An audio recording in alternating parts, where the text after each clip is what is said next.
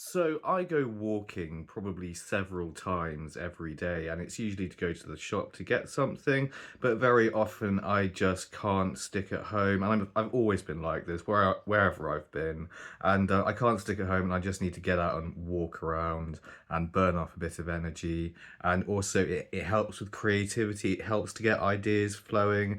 It helps me to think. I think I can't, just sit around like doing nothing. I've got maybe a bit of ADHD as well and stuff like this. And yeah, so I go walking a lot, and I walk around here. This National Trust property called Swan Barn Farm, but in a place called Speckled Wood, and there's loads of nature around. There's an abundance of birds and there's insects everywhere, and it's all growing and it's all kind of like semi-wild. And it's not a commercial farm by any stretch of the imagination. And they conservation graze animals here, and the effects that it's having on nature are really, really interesting. So I either walk around this place or in the woods here also, or I walk around in Hazelmere quite a lot, which is the town just adjacent to this place.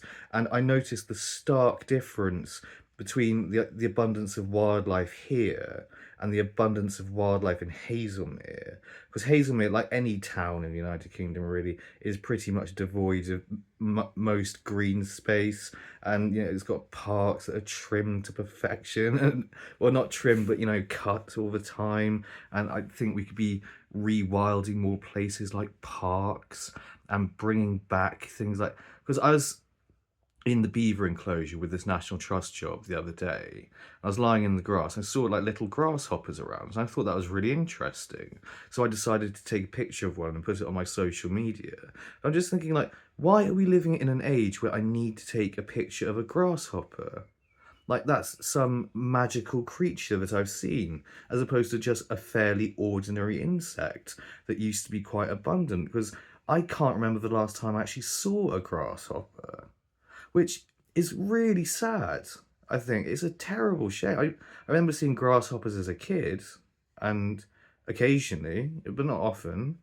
And seeing them, it was kind of like it was special somehow to see that. And I think, yeah, more places should be engaged in rewilding projects, and more people should do it in their gardens and not have this Victorian obsession with neatness and tidiness,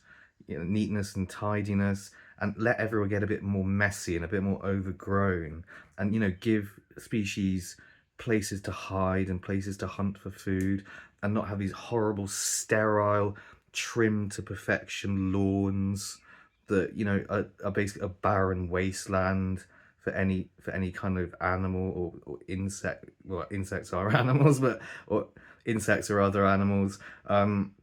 If you see what I mean. And just like, I don't know how to make this happen, because I watched a Bill Sutherland video all about King's College, Cambridge, doing something like this on a bit of their land, and they planted like a wildflower meadow on one of their lawns, and they use shire horses and things to cut it for hay and things like this, and that's proving to be a really interesting project. And the more that places like Oxford colleges and places like this, like, they could take all their these ridiculous quads that they have, that are cut to perfection, these lawns, or anywhere that has big lawns really, and start just leaving it and let it grow wild. And it would need to be high profile places like that, so that this sort of thing gets in the media, and that we can collectively start changing people's minds about how they keep their own bits of land if and when they have them, what they do in their own gardens. And I think I like to see, yeah, more overgrown places really, and or places that are cut less frequently, or like once a year, and allow things like wildflowers and insects to return, and just not not just keep chucking chemicals at everything, and not keep using lawnmowers all the time to get your perfectly trimmed lawn. I think it's a bit insane that we do this and that we have a preference for this over having a preference for what we could have, which is far more abundance, far more biodiversity, all sorts of interesting species of plant and animal, you know, in an environment, in an ecosystem. Because a lawn isn't an ecosystem. It's it's a human construct that, you know, someone's decided, oh, that looks bloody neat and tidy. I want that in my place. Then idea spreads. And you know, it indicates obviously things like order and power and wealth to have these sorts of environments, and places that are overgrown look shabby and impoverished, and that's an attitude linked, I think, to the Victorians very much. But yeah, bring back nature, sponsor rewilding, do a little bit of it if you can in your own way.